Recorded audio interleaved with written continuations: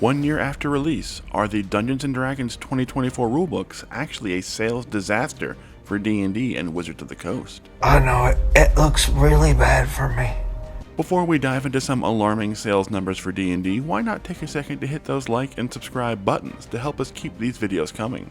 Even just a like really helps these videos out, and we'd really appreciate it. And then, let's talk D&D. The new D&D 2024 rulebooks have been out for around a year at this point, and despite Wizards of the Coast saying it was initially outselling their 2014 version of D&D on release, the company never really released any hard numbers to back that claim up. And now, thanks to BookScan and the team over at Roll for Combat who dug up these numbers, we have some info that suggests the 2024 rule set has been something of a sales disaster for D&D to an almost stunning degree. Now first, a quick caveat about these numbers: BookScan only includes major retailers and Amazon sales for books, which does not count digital sales like those made on D&D Beyond or platforms like Roll20, and doesn't count sales made at your local game store or other small retailers. So these numbers are just part of the picture, like maybe 35 to 40%ish. It's hard to get an exact percentage, but in just a second we'll explain why even that part of the picture remains extremely alarming for D&D. So first off, the numbers. According to BookScan, the 2014 core rulebooks, that being the Player's Handbook, Dungeon Master's Guide, and Monster Manual, sold a combined 276,000 physical copies through those major retailers, with the Player's Handbook accounting for roughly half of that, with nearly 130,000 copies sold. In that same 1 year period, this time from October 2024, the months after the release of the Player's Handbook, and October 2025, the new 2024 core rulebooks have sold only about 96,000 copies combined, with the Player's Handbook again accounting for about half with 51,000 units. So basically that's just over a third of the sales of the 2014 version in their first years. Now while D&D is certainly pushing digital sales more and has a much more robust digital sales presence now than they did in 2014, you also have to realize that D&D itself is much bigger than it was in 2014. In 2014, there were times where Pathfinder was nearly outselling the D&D books, and this was before the huge explosion of D&D's popularity around Critical Role, which didn't begin airing until 2015 and didn't really become a phenomenon until late 2016, around the time of Stranger Things Season 1, which was also a huge boost of the popularity of D&D when it came out in July 2016. Since then, Wizards of the Coast has become a billion-dollar branch of Hasbro, and from 2017 until 2020, it saw a new sales record for D&D each year. So the market is much bigger, and the pool of players is much larger than it was back in 2014 and 2015 when this sales data was gathered, and yet somehow, despite this massive new pool of players, the new book sales remain a fraction of what the 2014 sales numbers were, which is incredibly alarming data.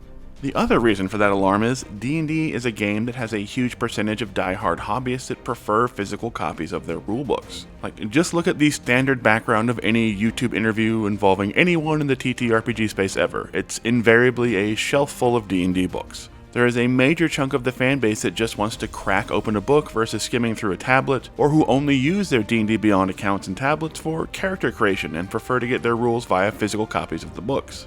So when you see the sales of physical copies on BookScan drop over 60%, which accounts for somewhere between, like we said, 35% of all sales, and you know that another big chunk of sales would be physical copies at local game stores, which could likewise be a fraction of their previous sales, the picture becomes really bleak indeed.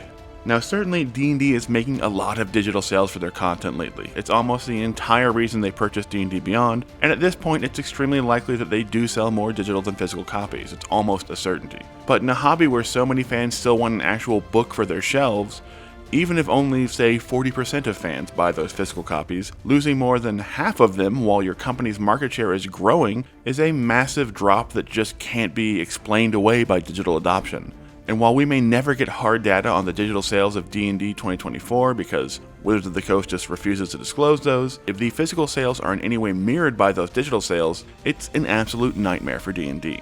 Now there is some hope, however, as due to bad planning and some major product delays on the part of D&D, there really hasn't been a need for anyone to buy the 2024 rules yet. There have been no major D&D 2024 releases since the core rulebooks, besides like the new starter set and the Hellfire Club box set, which both come with pre-generated characters and rule sheets. You don't really need a book for that. There haven't been any massive new adventures or campaign settings. In fact, the only new thing we have to play is maybe that Adventures in Faerun set that just came out, but having just come out, that's obviously not reflected in this data. There's literally been nothing to use the new rules in except for homebrew campaigns, and as someone that's running multiple homebrew campaigns, you can't really start and stop those just to accommodate a new rules edition. They have to kind of naturally wind down. But with 2026 hopefully bringing more official D&D releases for us to use these new rules in, and with Critical Role helping to push D&D again, and D&D investing big money and big stars to try and push their new rule set with stuff like their current actual play, there is a chance that they can start righting the ship in 2026. But for now,